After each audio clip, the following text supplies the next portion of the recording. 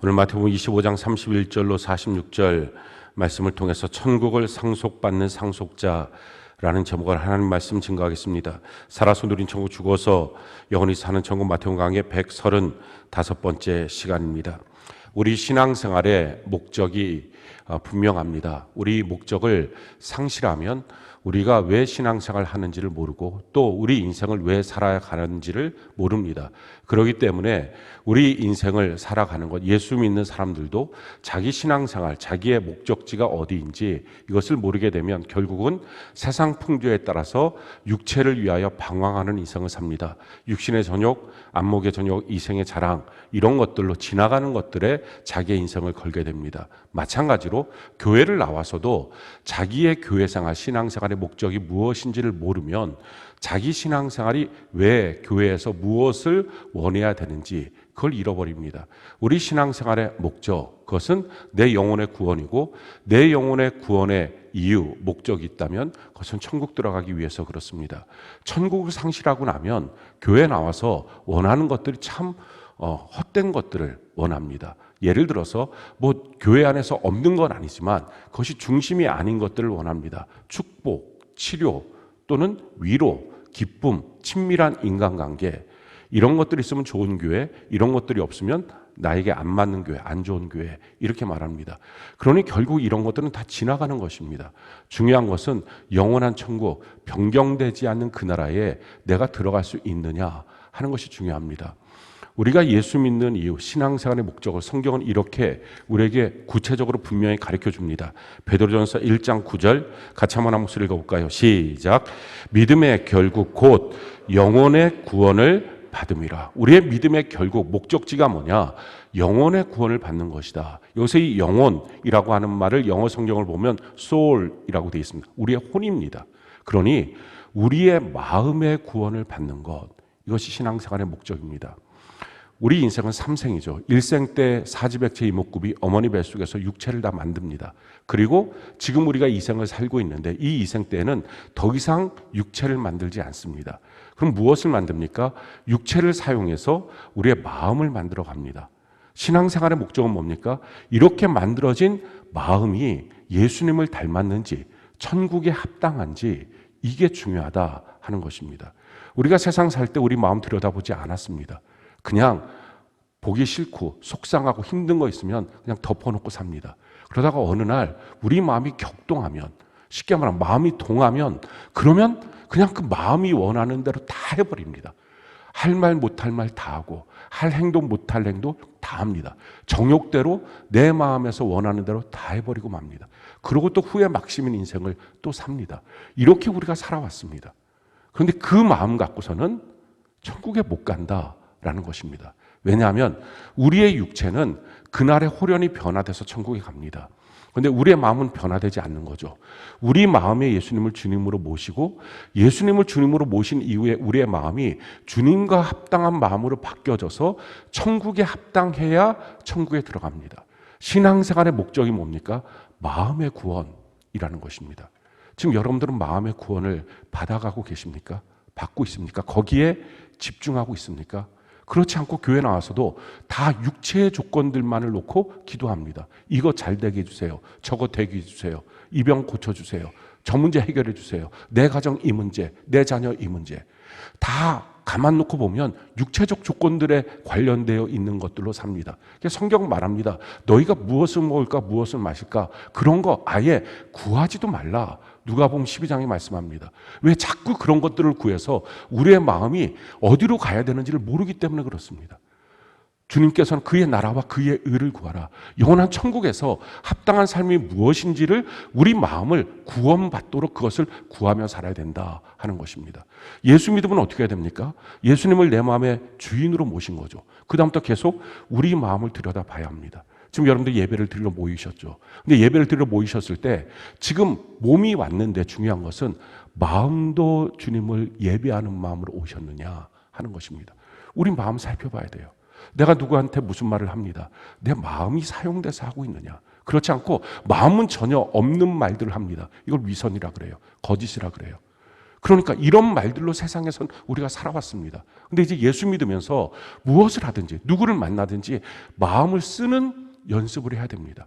근데 마음이 잘 생각처럼 안 쓰입니다. 마음을 쓰는 방법이 뭔지도 모르고요. 그러니까 이것을 자꾸 마음을 들여다봐야 합니다. 진짜 내 마음이 그런 건지. 그리고 또 한 가지, 마음이 원하는 대로 하는 게 아닙니다. 세상에서 다 육체와 마음이 원하는 대로 살았습니다. 그러니까 마음이 동하면 합니다. 심지어 기독교인들도 말씀을 들을 때 하나님의 말씀인 줄 알겠지만 내 마음이 동하지 않네요. 내 마음이 거기에 동의되지 않네요. 내 마음이 거기에 열리지가 않네요. 그러고 안 받습니다. 이게 세상 사람입니다. 그런 마음 갖고 있으면 결국 마음의 구원을 받을 수가 없다라는 것입니다. 우리 마음을 마음의 주인이신 예수님 앞에 복종시키는 것입니다. 이 연습을 하는 것입니다. 내 마음이 동하냐 안 동하냐, 마음을 팽개치고 살면요, 마음이 주도권을 갖고 인생을 삽니다. 평상시 덮어놨다가 어느 날 그 마음이 격동되면 나를 끌고 어디로 가는지도 모르고 내 마음 나도 모르게 막 휘둘리고 맙니다. 그게 마음을 팽개친 결과입니다. 근데 마음을 자꾸 들여다보고 예수님, 내 마음의 주인이신 예수님 앞에 내 마음을 복종시키는 연습을 하다 보면 그렇게 안 삽니다. 말씀 앞에, 주의 말씀 앞에 복종시키고, 주의 몸된 교회 공동체 안에 주의 몸이죠. 그 안에 복종시키고, 하나님이 세운 그 권위 앞에 내가 순종하며 복종하는 이 연습을 하는 것, 이게 마음의 훈련입니다. 이 과정을 통해서 우리가 마음의 구원, 그래서 천국 가는 것입니다. 우리 육체는요, 지금 육체에 붙어있는 모든 것들, 사실은 마지막 날 고린도서 15장에 보면 이건 홀연히 바뀌어진다는 것입니다. 영적인 몸으로 바뀌어집니다. 더 놀라운 사실은 지금 그 얼굴이 아니라는 것입니다. 성경 4가지의 영적인 몸의 기준을 말하고 있는데, 사람의 얼굴도 있고 짐승의 얼굴, 물고기 얼굴, 새 얼굴이 있다는 것입니다. 그러니까 다른 말로 말하면 마음이 그의 영적인 얼굴이 됩니다. 그가 준비한 마음이 짐승 같은 마음이면 지금 그 얼굴에 짐승이 합성이 되는 것입니다. 그래서 그 합성된 정말 너무 형편없는 얼굴이 돼서 지금 뭐 기가 막히게 얼굴을 꾸며놔도 그런 얼굴이 돼서 영원한 지옥 가는 것입니다. 뿐만 아니라 새처럼 다른 사람 맨날 쪼아대고 다른 사람 괴롭히고 정죄하고 그 모습이면 새 모습으로 합성이 돼버립니다. 물고기처럼 욕심만 부렸던 얼굴이면 그게 물고기로 합성이 됩니다. 하나님의 사람으로 마음을 만들어가면 그러면 사람의 모습이 돼서 해의 영광, 별의 영광, 달의 영광, 하늘의 영광을 갖고서 영원한 천국에 가는 것입니다. 그러니 육의 몸이라고 하는 것은, 육의 조건이라고 하는 것은 사실은 지금 얼마나 많이 꾸몄느냐 의미가 없다는 것입니다. 우리가 다 아는 것처럼 다 이 땅에 놓고 갑니다. 그가 어떤 지위에 있던, 어떤 돈을 벌었던, 어떤 자리를 갖고, 어떤 지식을 갖고, 어떤 학벌이 있던 다 놓고 가는 것입니다. 그 모든 과정을 통해서 결국은 그걸 통해 내 마음을 지금 만들고 있는지, 지금 내 가정을 통해서 가정이 얼마나 잘 되느냐 그게 기준이 아니라 그 가정, 그 자녀, 그 배우자를 통해서 내 마음을 지금 만들고 있는지, 이런데 지위와 위치를 놓고 갖고 있는 소유를 놓고 내 마음을 만들고 있는지, 그게 예수 믿는 사람이라는 거예요. 마음을 만들어가는 과정, 이것이 중요합니다. 우리 교회에서 하고 있는 여러 가지 성경적 교회 사역들이 있죠. 매일 성경 통독 큐티, 이걸 하면서 했냐 안 했냐가 아니라 그러면서 마음을 비춰보십시오. 하나님의 말씀 앞에 우리의 마음과 생각이 판단받죠. 그러니까 그 말씀 앞에 나를 비춰보는 것입니다. 일기를 쓰면서 같이 있는, 동역하고 있는 셀 지체들을 바라보면서 그 마음을 비춰보십시오. 어떤 사람들은 사람들을 만나면 내 마음이 불편하니까 안 만나고 그냥 혼자 있을게요. 그 마음 하나도 안 바꾸는 거잖아요. 그러니까 그 안 바꾼 마음 갖고서는 죽으면 교회를 나왔다고 천국 가는 게 아니라 마음의 구원, 영혼의 구원이 이루어져야 천국 가는데 그게 없으니까 결국 천국 가는 줄 알고 있었다가 주여 주여 이름만 부르고 있다가 지옥 가는 인생이 되고 만다는 것입니다. 그러니 우리가 셀로 모일 때 그 모임 가운데 서로 사람하고 소통하고 만나면서 어느 때 상처받고 어느 땐 기쁘고, 이 과정을 통해서 무엇을 하는 것입니까? 저 사람은 왜 저래? 이게 아니라 내 마음을 들여다보라는 것입니다. 내 마음을 복종시키는 것, 이것이 중요한 것입니다. 가정을 주신 이유가 뭡니까? 마음 바꾸라는 것입니다. 마음을 만들어가라는 것입니다. 또 교회 생활하면서 우리가 전도하는 일들, 매주 셀교회 전도 등록이 있죠. 전도하면서 그 자기 마음을 들여다보고 마음 상태가 어떤지 이거 살펴보는 것, 이게 신앙생활입니다. 이게 신앙의 결국 영혼의 구원을 받는 것. 왜 구원을 받아야 됩니까? 천국이 있으니까. 이제 우리가 제2의 영광스러운 사역을 준비하는 도약기를 맞이하고 있습니다. 이 도약기 가운데 우리가 세 가지에 집중을 하자 일기를 통해서 여러 번 여러분들에게 말씀을 드렸죠. 아직도 혹시 여러분들이 제 일기를 읽으시기 바랍니다. 제 일기는 어떤 분이 그러더라고요. 교회 공지다, 믿음으로 봐라. 이게 믿음의 일기라기보다는 교회 공지다, 믿음으로 봐라, 이렇게 얘기를 하시는 분이 있어요. 저랑 가장 가까이 사는 어떤 분이 그런 얘기를 하십니다. 그러니까 뭐 어찌됐든 제 목적은 교회에 대한 소식들을 여러분들이 실시간으로 잘 알아보면 좋겠어요. 그리고 함께 그 길을 걸어가면 좋겠습니다. 그 믿음의 공지를 통해서 우리가 제2의 영광스러운 사역을 위한 지금 도약기를 준비하는 거죠. 세 가지에 집중합니다. 매주 100명 전도 등록. 아마 어떤 분들은 이 100명이라는 숫자가 너무 그냥 부담이 되어서 아이고 이거 큰일 났다, 어떡하냐, 아주 그냥 처음부터 기가 질린다, 이런 마음을 가지실 분이 있을지 모릅니다. 그런데 이 100명이 주님의 명령이다 라고 생각하면 어떡할까요? 마음이 바뀔 거예요. 또 주님이 우리를 향한 기대다 라고 생각하면 더 마음이 바뀔 것입니다. 실질적으로 우리 교회 모든 지체들이 전도가 1순위가 되어서 열심히 전도하는 마음을 갖고 모든 삶 속에 전도하기 시작하면 매주 100명 정도, 이거 가능한 숫자입니다. 지금 우리가 매주 한 10명 정도씩 전도되고 있습니다. 10분의 1 정도 움직이고 나머지는 그렇지 않다는 거죠. 전도가 주님의 명령이다, 전도가 우리를 향한 사명이다, 주님이 내게 주신 지상 명령이다, 다 압니다. 아는데 안 하고 있다면 그가 정말 그리스도인인지 점검해 보셔야 합니다. 말로만 그리스도인, 교회만 나와서 그리스도인, 그게 아니라 진짜 예수님의 명령을 따라가는 삶, 이게 그리스도인입니다. 우리 당연히 전도해야 되는 거죠. 우리 두 번째, 이 도약기에 꼭 필요한 거, 우리 다음 세대를 성경을 사랑하는 예수 세대로 세우는 것입니다. 지금 우리 다음 세대는 정말 큰일 났습니다. 코로나 이후에 믿지 않는 자들의 가정은 말할 것도 없고요, 믿는 자들의 가정조차도 우리 다음 세대들 다 거의 다 망가졌습니다. 이를 회복해야 됩니다. 성경 안에서 비전과 꿈을 찾고 주의 교양과 훈계로 양육받아서, 그래서 예절이 있고 태도가 좋은 학생들로 만들고, 그리고 세상 속에서도 탁월한 그런 선도적인 사람들을 우리가 만들어 가야 합니다.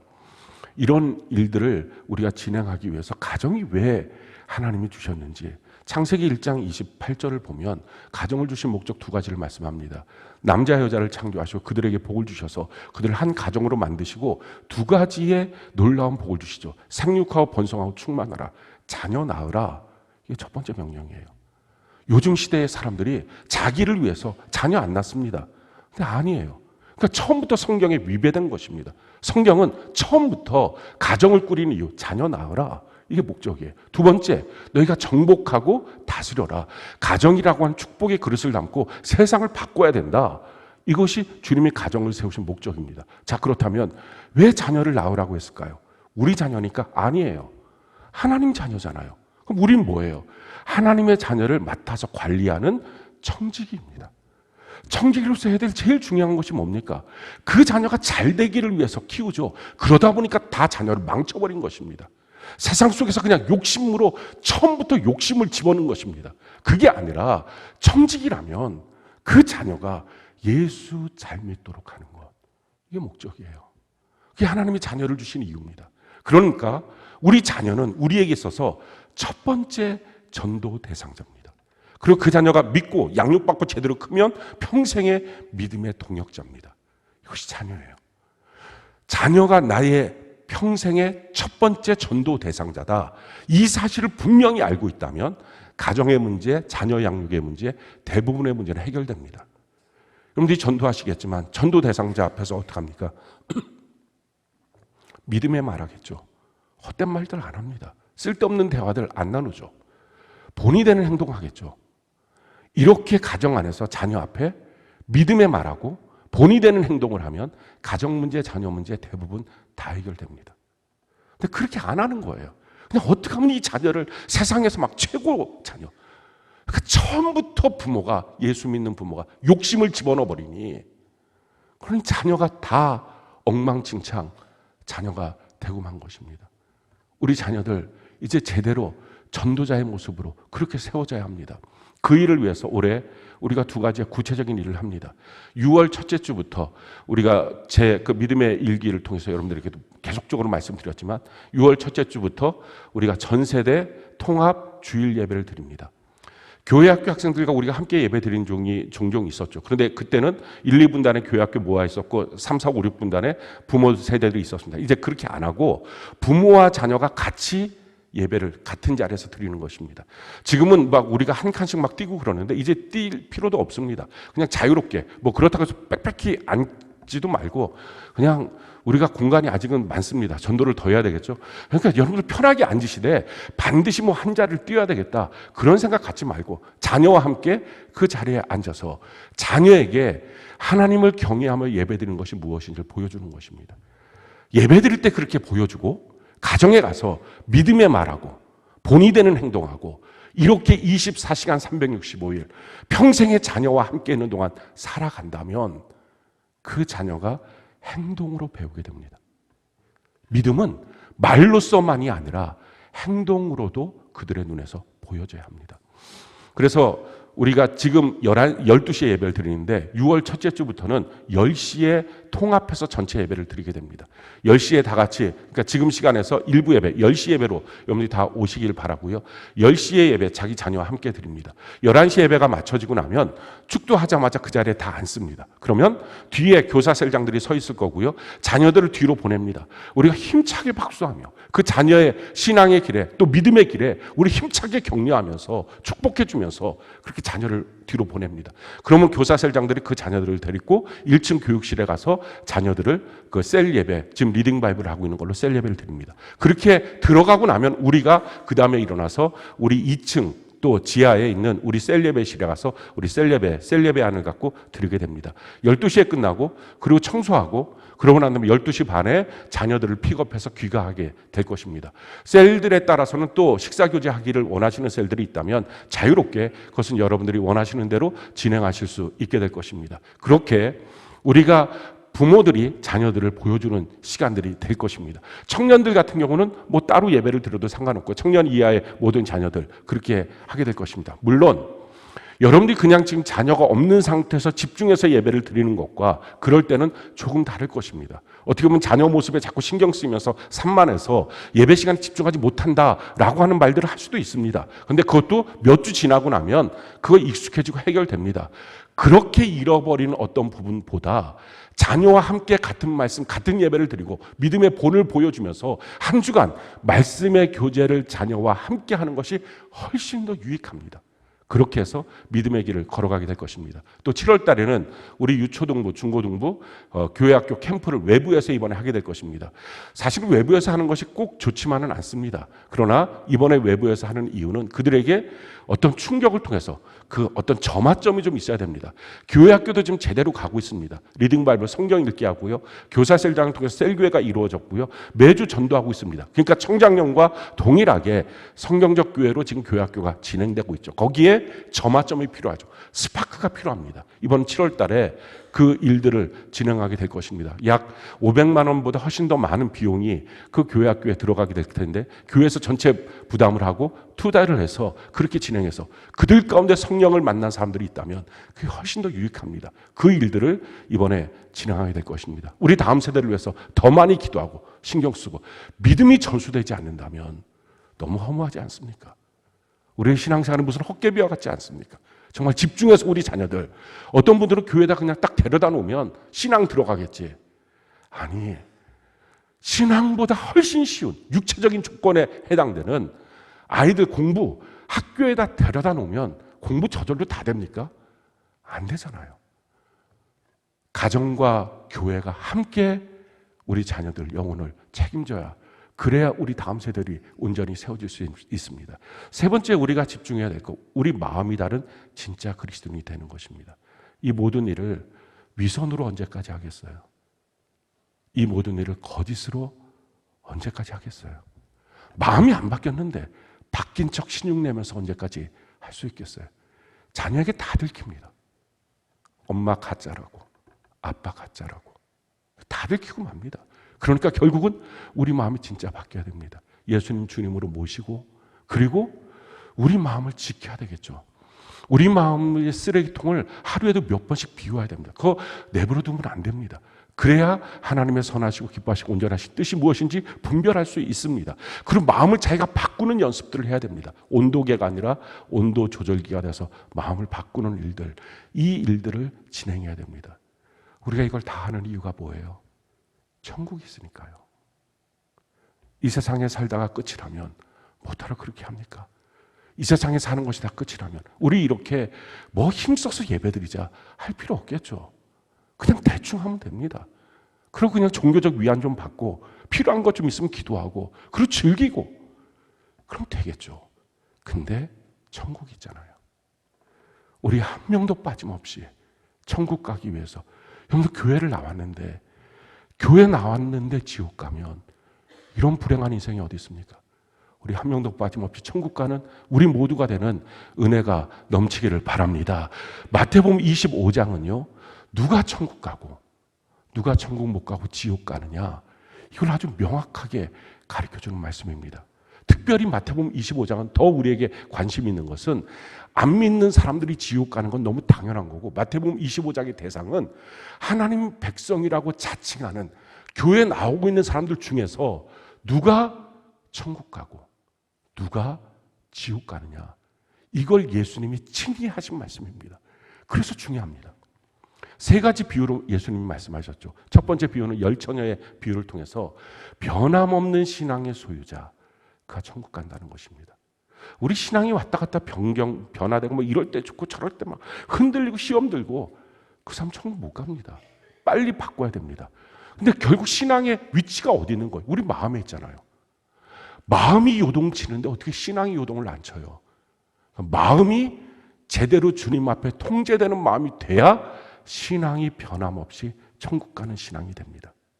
감정 기분에 따라서 요동치지 않는 믿음의 소유자가 돼야 합니다. 두 번째는 달란트 비유를 통해서 예수님 나의 주인이십니다. 이게 고백되는 사람, 이렇게 믿고 순종하는 사람, 자기가 주인 되지 않은 사람. 자기가 주인 된 사람의 특징이 뭡니까? 그게 마음이 동하면 움직이는 사람이에요.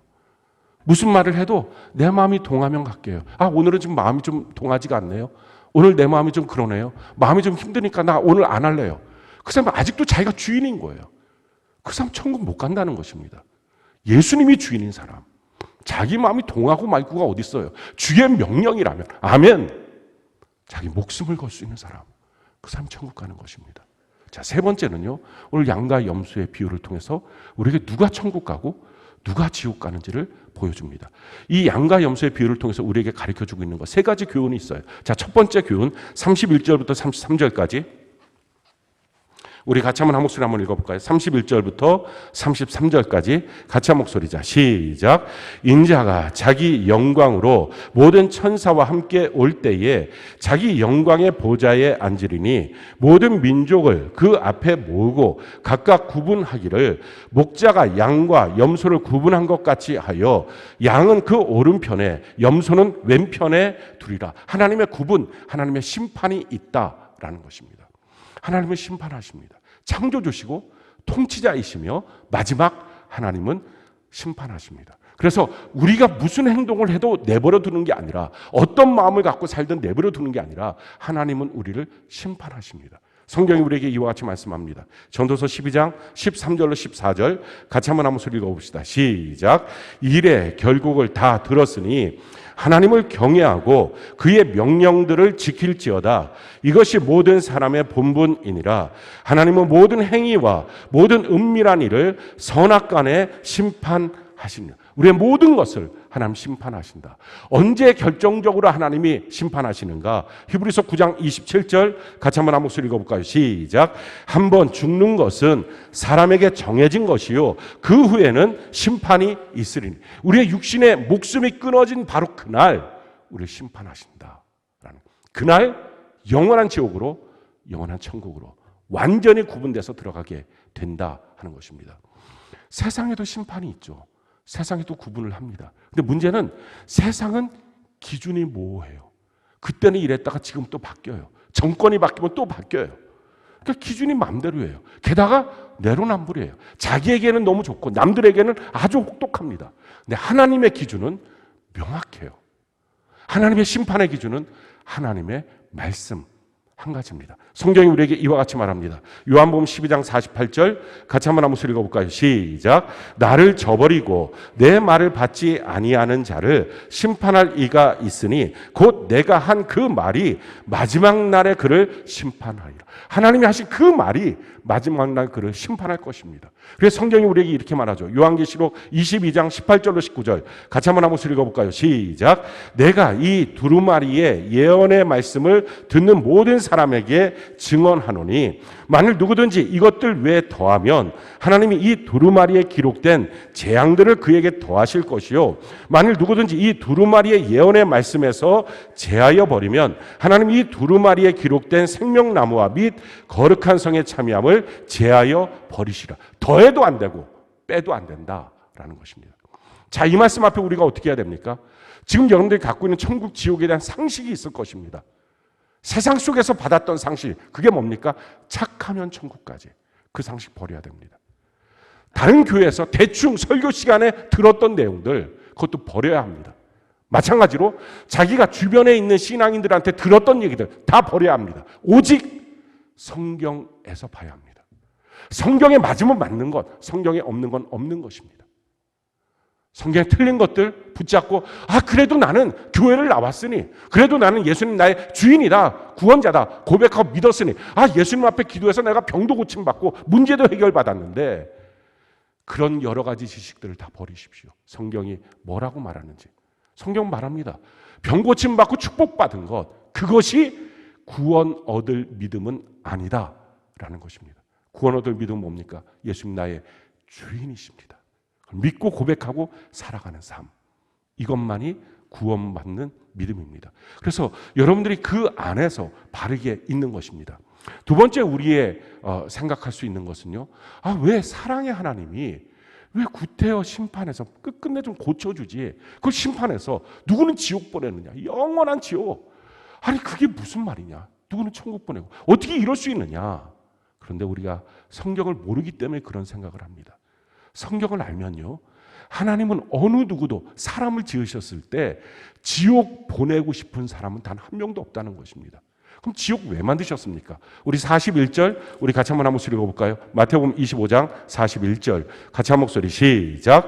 또 왼편에 있는 자들에게 이르시되 저주를 받은 자들아 나를 떠나 마귀와 그 사자들을 위하여 예비된 영원한 불에 들어가라. 지옥 왜 만드셨어요? 마귀와 그 귀신들, 사자들 보고 보내려고 계속 하나님을 대적한 그들을 보내기 위해서 지은 것, 하나님의 모든 지혜와 하나님의 모든 능력으로 가장 고통스럽게 만든 것, 그게 지옥입니다. 문제는 뭐예요?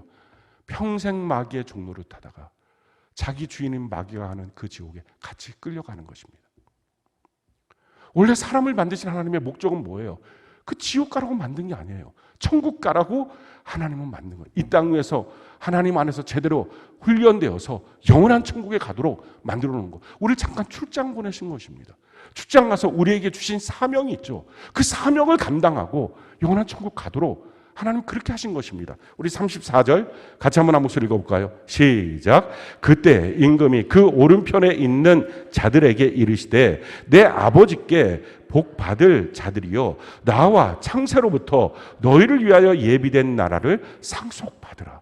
창세로부터 우리를 위하여 예비하신 영원한 천국, 그걸 상속받아서 우리가 가는 것입니다. 우리는 다 천국을 상속받는 상속자입니다. 하나님의 뜻은요, 어느 누구도 단 한 명도 지옥 보내는 것을 원하지 않습니다. 그래서 성경은 우리에게 이렇게 말씀하시는 것입니다. 우리 디모데전서 2장 4절 같이 한번 읽어볼까요? 시작. 하나님은 모든 사람이 구원을 받으며 진리를 아는 데 이르기를 원하시니라. 누구는 태어날 때부터 지옥, 누구는 태어날 때부터 천국, 그게 아니라는 것입니다. 하나님의 그 마음을 전혀 모르는 것입니다. 하나님 분명히 말씀에 우리에게 이렇게 선포하십니다. 하나님은 어느 누구도 모든 사람이 구원받고 그 모든 사람의 저와 여러분들이 들어가 있지 않습니까? 그 모든 사람이 영원한 천국 가기를 원한다. 그래서 중요한 건 뭡니까? 모르니까 지옥 가는 거거든요. 하나님을 모르고 하나님의 말씀을 모르니까. 그래서 선포하고 가르치고 지키게 해야 합니다. 그래서 성경이 우리에게 이렇게 말하죠. 마태복음 28장 19절로 20절 우리 같이 한번 한 목소리 읽어볼까요? 시작.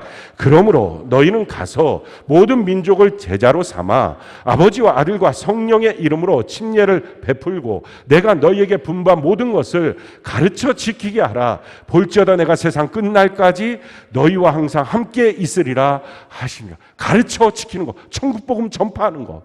그래서 한 영혼이라도 지옥 갈 영혼 줄이고 천국 갈 영혼을 늘리는 것.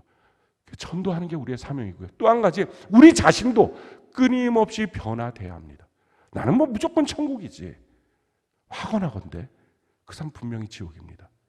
왜냐하면 천국 갈 사람, 사도 바울은 어떻게 고백합니까? 마지막 죽음의 순간까지 갔을 때 그가 고백합니다. 주여, 내가 죄인 중에 괴수입니다. 나는 의인이고 나는 천국 가. 주님 말씀합니다. 이 회칠한 무덤과 같은 자요.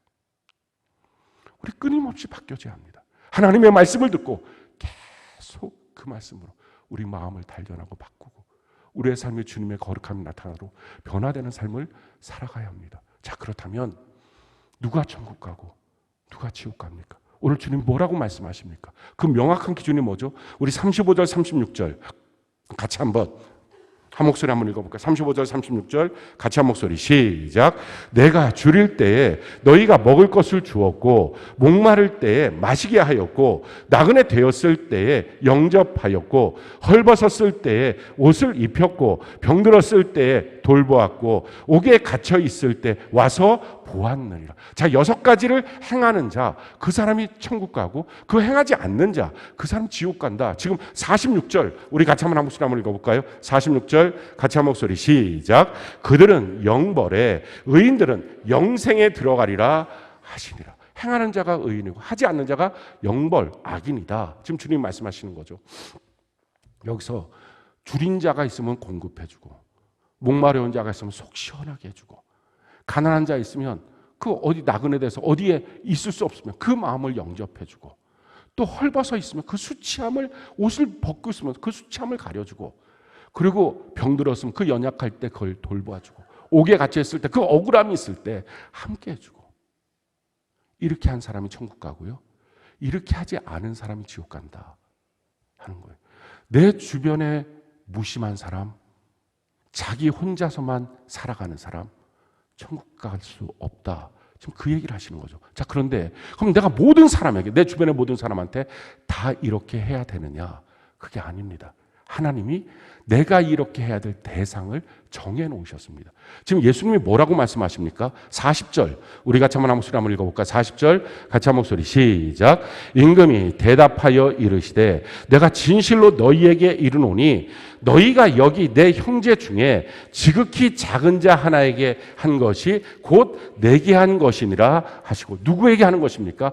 주님이 말씀하셨을 때 주님의 형제에게 이렇게 한 사람 그 사람이 천국 간다. 그 사람이 주님 앞에 한 사람이야. 지금 이렇게 말씀하십니다. 자, 그럼 주님의 형제가 누구일까요? 마태복음 12장에 보면 어느 날 예수님의 말씀을 증거하고 있을 때 예수님을 만나기 위해서 그의 모친과 그의 동생들이 찾아왔습니다. 그래서 제자들이 예수님께 말씀하죠. 예수님의 모친과 예수님의 형제들이 왔습니다. 그랬을 때 그 말을 듣자마자 예수님이 그들을 바라보면서 하신 말씀입니다. 누가 나의 형제냐? 예수님 정말 육신적인 조건들이 아니었다는 걸 가르쳐 주는 거죠. 뭐라고 그 형제를 예수님이 아예 콕 찍어서 정의를 하십니까? 이렇게 정의를 하십니다. 마태복음 12장 50절 같이 한번 한 목소리 읽어볼까요? 시작. 누구든지 하늘에 계신 내 아버지의 뜻대로 하는 자가 내 형제요 자매요 어머니니라 하시니라. 하나님의 뜻대로 믿고 행하는 자, 그걸 다른 말로 말하면 충성된 자, 마음에 하나님의 말씀을 담고 그 말씀대로 살아가는 사람, 그 사람에게 이와 같은 일들을 행하는 자가 천국 가고요. 그 사람들을 보면서도 이와 같은 일들을 행하지 않는 자, 6가지 일을 행하지 않는 자가 지옥 간다. 이렇게 주님은 아주 명확한 기준을 말씀하신 것입니다. 자, 이 말씀을 통해서 우리의 삶에 적용하기 위해서 필요한 것이 뭡니까? 첫 번째, 너저분한 인간관계를 이젠 정리하십시오. 아무나 만나고 아무나 교제하고 아무에게나 돈 쓰고 아무나 쫓아다니고 아무하고 즐거운 관계 만들고 그거 정리하십시오. 다윗이 왜 하나님의 마음에 합한 자가 됐습니까? 그는 이렇게 분명하게 살았어요. 다윗의 고백이죠. 시편 101편 3절로 7절 같이 한번 읽어볼까요? 시작. 나는 비천한 것을 내 눈앞에 두지 아니할 것이요 배교자들의 행위를 내가 미워하오리니 나는 그 어느 것도 붙들지 아니하리이다. 사악한 마음이 내게서 떠날 것이니 악한 일을 내가 알지 아니하리로다. 자기의 이웃을 은근히 헐뜯는 자를 내가 멸할 것이요 눈이 높고 마음이 교만한 자를 내가 용납하지 아니하리로다. 내 눈이 이 땅에 충성된 자를 살펴 나와 함께 살게 하리니 완전한 길에 행하는 자가 나를 따르리로다. 거짓을 행하는 자는 내 집안에 거주하지 못하며 거짓말하는 자를 내 목전에서 서지 못하리로다. 내가 사는 동안에 내 주변의 배교자들, 함부로 하는 사람, 하나님을 경외하는 자들, 그들 아주 꼴도 안 보겠다. 거짓 행하는 자 만나고 교제하지도 않겠다. 충성된 자, 그들과 제대로 된 교제를 하겠다라는 것입니다. 진짜가 되면 진짜를 알아봅니다. 자기가 진짜가 아니니까 그냥 자기 육신의 정욕대로, 보고 싶은 대로, 자기한테 잘해주는 대로 쫓아다니면서 만나는 것입니다. 자기가 진짜 하나님의 말씀을 담고 하나님의 말씀대로 살아가는 진짜가 되십시오. 그리고 진짜를 만나시고 분별하셔야 됩니다. 그리고 만났으면 그 진짜에게 자기의 에너지를 집중하셔야 합니다. 성경은 우리에게 이렇게 말하죠. 베드로전서 4장 7절로 10절 같이 한번 읽어볼까요? 시작. 만물의 마지막이 가까이 왔으니 그러므로 너희는 정신을 차리고 근신하여 기도하라. 무엇보다도 뜨겁게 서로 사랑할지니 사랑은 허다한 죄를 덮느니라. 서로 대접하기를 원망 없이 하고 각각 은사를 받은 대로 하나님의 여러 가지 은혜를 맡은 선한 청지기같이 서로 봉사하라. 서로 대접하고 원망 없이 대접하고 서로 섬기고 서로 봉사하고 허물 있으면 사랑으로 덮어주고 뜨겁게 기도하고 이런 일들을 진행해라. 집중하라 하는 것입니다. 우리가 살면서 참으로 충성된 사람들을 곳곳에서 보게 됩니다. 멀리 선교하고 있는 분들, 참 충성된 분들이 많이 있습니다. 또 섬기고 있는 많은 분들 가운데 충성된 분들이 많이 있습니다. 그런데 그 모든 분들 중에 특별히 하나님께서 우리 믿음의 가정, 하나님이 불러주신 교회 공동체 안에서 먼저 더 많이 충성된 자들을 발견하고 섬기고 사랑하라 라는 것입니다. 하나님 그 원칙을 주셨어요. 성경이 우리에게 이렇게 말하죠. 갈라디아서 6장 9절로 10절 같이 한번 읽어볼까요? 시작. 우리가 선을 행하되 낙심하지 말지니 포기하지 아니하면 때가 이름에 거두리라. 그러므로 우리는 기회 있는 대로 모든 이에게 착한 일을 하되 더욱 믿음의 가정들에게 할지니라. 믿음의 교제권 안에 있는 하나님이 불러주신 셀 안에서, 교회 안에서 더욱 더 착한 일을 해야 됩니다. 성경은 우리에게 이렇게 말합니다. 요한일서 3장 14절로 18절, 4장 20절 같이 한번 읽어볼까요? 시작. 우리는 형제를 사랑함으로 사망에서 옮겨 생명으로 들어간 줄을 알거니와 사랑하지 아니하는 자는 사망에 머물러 있느니라. 그 형제를 미워하는 자마다 살인하는 자니 살인하는 자마다 영생이 그 속에 거하지 아니하는 것을 너희가 아는 바라. 그가 우리를 위하여 목숨을 버리셨으니 우리가 이로써 사랑을 알고 우리도 형제들을 위하여 목숨을 버리는 것이 마땅하니라. 누가 이 세상의 재물을 가지고 형제의 궁핍함을 보고도 도와줄 마음을 닫으면 하나님의 사랑이 어찌 그 속에 거하겠느냐. 자녀들아, 우리가 말과 혀로만 사랑하지 말고 행함과 진실함으로 하자. 누구든지 하나님을 사랑하노라 하고 그 형제를 미워하면 이는 거짓말하는 자니 보는 바 그 형제를 사랑하지 아니하는 자는 보지 못하는 바 하나님을 사랑할 수 없느니라. 내 보는 형제들 사랑하는 것, 충성된 자들을 섬기는 것, 육신의 정욕에 끌려서 인정상, 감정상, 애정상 끌려다니는 인간관계 말고 충성된 자들을 발견하고 잘 섬기는 삶의 모습, 하나님 말씀하신 이대로 섬기는 모습을 살아갈 때 그가 천국 갈 수 있다 하는 것입니다. 우리가 한 가지 더 살펴봐야 될 것은요, 하나님 앞에 충성하는 자는 작은 자가 없어요. 또 하나님을 섬기는 것, 하나님의 충성된 자를 섬기는 일은 내가 아무런 소유가 없어도 냉수 한 그릇이라도 섬기면 하나님 거 기억한다. 작은 게 없다라는 라는 것입니다. 우리 40절 같이 한번 한 목소리 읽어볼까? 45절 같이 한 목소리 시작. 이에 임금이 대답하여 이르시되 내가 진실로 너희에게 이르노니 이 지극히 작은 자 하나에게 하지 아니한 것이 곧 내게 하지 아니한 것이니라 하시니라. 왜 충성된 자를 무시하고 넘어갔을까요? 지극히 작게 보였습니다. 자기 눈에는. 사랑하는 성도 여러분, 여러분들 눈에 누가 커 보입니까? 자기에게 뭔가 주는 사람, 돈 많은 사람, 자기하고 친분도가 아주 가까운 사람.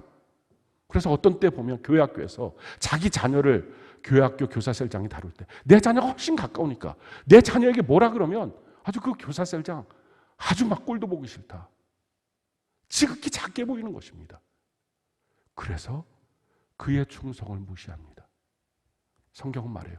너가 작게 봤다고 함부로 보니 함부로 무시하니. 성경 안에서 충성하는 자들은요, 작은 자가 없어요. 충성하는 자들을 위해서 섬기는 일도 작은 게 없어요. 성경은 우리에게 이렇게 말합니다. 마태복음 10장 40절로 42절 같이 한번 읽어볼까요? 시작.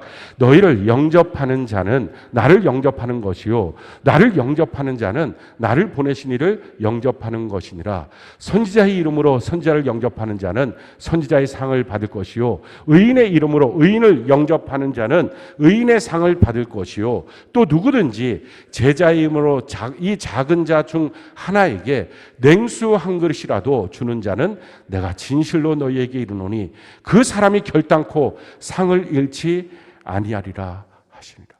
우리가 아무 소유도 없어도 냉수 한 그릇 줄 수 있는 마음이 있잖아요. 그렇게 섬기는 것입니다. 사랑하는 성도 여러분, 우리 성경대로 삽시다. 성경대로 우리의 마음을 바꾸고 성경대로 우리의 삶을 조정합시다. 우리 충성된 사람이 돼서 충성된 사람을 발견하고 충성된 사람을 섬겨갑시다. 그래서 충성된 사람으로 교회 역사가 이어져 가는 것들을, 그 영광이 이어져 가는 것들을 우리가 다 같이 봅시다. 너무 큰 것에 마음 두지 마시고 육신의 조건들, 세상의 것들, 돈, 지위, 위치 이거 결국 죽을 때 다 놓고 갈 것, 여기에 마음 두지 말고 우리의 마음이 진짜 주님의 마음을 닮아가는 이것에 우리의 마음이 바뀌어져서 우리의 마음의 구원을 이루는 우리 신앙생활 되는 은혜가 넘치기를 예수님 이름으로 축원합니다.